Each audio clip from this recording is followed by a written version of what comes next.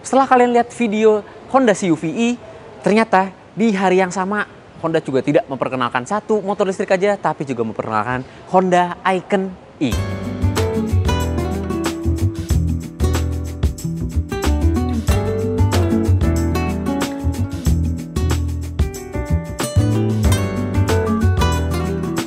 Sebenarnya ini penamaan yang cukup menarik karena kalau kalian kenal Honda Beat di Thailand, itu namanya itu Honda Icon.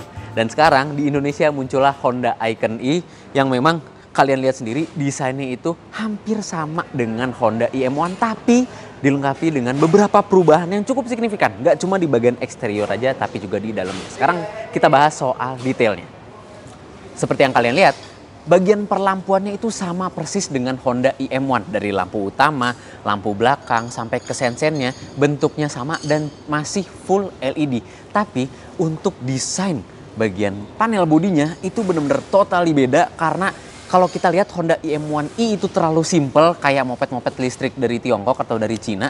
Ini sekarang lebih memiliki karakter di Icon ini dengan guratan-guratan garis yang lebih tegas dan permainan warna hitam di bagian depan, dari perisai depan sampai ke bodi sampingnya. Pun di bagian kakinya, Honda Icon E ini masih memiliki karakter dari Honda IM1i, seperti penggunaan suspensi teleskopik di bagian depan dan suspensi dual shock di bagian belakang. Justru yang Icon E ini yang dual shock di bagian belakang, sementara yang CUV ini masih single shock. Tapi untuk bagian bannya itu memang masih imut juga dengan lingkar velg 12 inci untuk bagian depan dan 10 inci di bagian belakang. Sementara profil bannya di bagian depan itu 90/90 dan di bagian belakang itu 100/90 dengan ban dari IRC. Kalau soal desain velgnya pun juga masih sama dengan Honda IM1i di Icon E ini. Dan pengeremannya juga dia di depan disc brake dan di belakang itu masih teromol sama dengan CUV-e. Dan untuk sektor pengeremannya, Honda Icon E ini juga sudah dilengkapi dengan fitur Combi Brake System. Lagi-lagi, fitur khas Astra Honda Motor. Perubahan yang paling signifikan justru ada pada bagian baterainya. Dibandingkan dengan Honda IM1i ini yang memakai Mobile Power Pack E, Honda Icon E menggunakan baterai yang ada posisinya di bawah dek kaki. Jadi sama kayak Honda Yugo yang ada di China. Dan baterai ini memiliki kapasitas sebesar 1,4 kWh yang memiliki beberapa opsi pengecasan. Bisa langsung ke motornya, baterainya bisa dilepas, dibawa ke dalam rumah atau ke dalam kafe, bisa dicolok juga langsung ke baterainya. Jadi opsinya fleksibel juga. Dan untuk keluaran tenaga dari Honda Icon ini, motor listriknya mengeluarkan tenaga sebesar 1,8 kW dengan torsi 85 Nm, yang artinya berkurang 5 Nm dari Honda IM1i. Soal kecepatan pengecasannya, Honda Icon ini membutuhkan waktu sekitar 7 jam 20 menit dari 0 sampai 100%. Sementara dari 25% sampai 75% itu membutuhkan waktu sekitar 3,5 jam. Dan top speednya sendiri, Honda Icon ini berada pada 55 km per jam, sementara jarak tempuhnya itu berada di 53 km.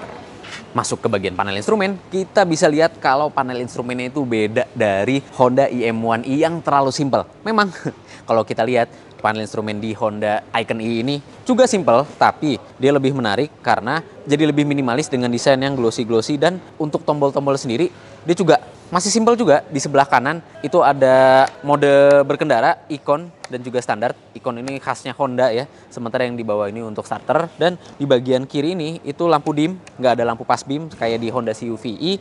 Dan klakson juga sen di bagian bawah. Sebenarnya mirip-mirip kayak Honda Beat sih emang untuk bagian tombol-tombol di panel instrumen. Nah, sementara kalau kita nyalain speedometer nih ya, kalau kalian bisa lihat, informasi yang ditampilkan pun juga sebenarnya sama aja sama kayak Honda IM1i. Simple, minimalis banget, cuma ada baterai, speedometer, odometer, sama mode berkendaranya aja.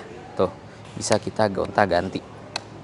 Ke bagian bawah panel instrumen kita disuguhkan kunci yang sama kayak Honda Beat lagi, sama Honda Genio. Tuh.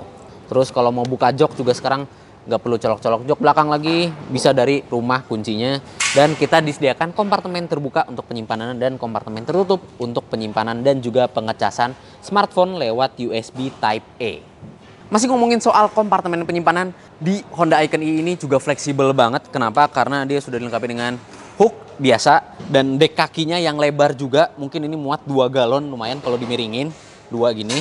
Dan joknya, karena baterainya ada di bawah dek kaki, Otomatis bagasinya itu luas banget. 26 liter yang bisa muat helm full face mungkin. Atau half face yang batoknya gede minimal. Ini jadi lebar banget tempat penyimpanannya. Jadi emang ya kalau Honda tuh bener-bener bisa memaksimalkan kompartemen penyimpanan. Baik di motor bahkan di mobilnya.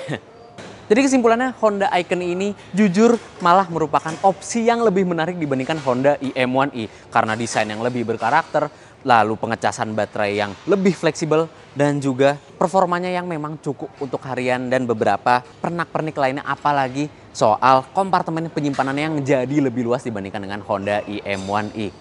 Dengan bandrol harga kira-kira di kisaran 28 jutaan sampai 30 jutaan on the road Jakarta, sudah termasuk paket pengecasan baterai. Gimana menurut kalian Honda Icon E ini? Jadi sekarang AHM sudah memiliki 3 line up motor listrik di Indonesia saat ini. Yang pertama Honda iM1i, yang kedua Honda Icon E, dan juga Honda CUV E ini yang nantinya akan menjadi flagship mereka untuk Indonesia saat ini. Dan Honda Icon E ini mungkin jadi basis Honda Yugo di China nanti, karena memang Honda Icon E ini didevelop di China sendiri dan baterainya sendiri itu dari China. Jadi kemungkinan besar Honda Icon ini akan menjadi Honda Yugo yang paling baru. Gimana menurut kalian? Komentar aja di bawah. Jangan lupa subscribe dan jangan lupa tekan loncengnya untuk mengetahui video seru selanjutnya dari Autonet Max. Gue Bagas Satrio. Dadah!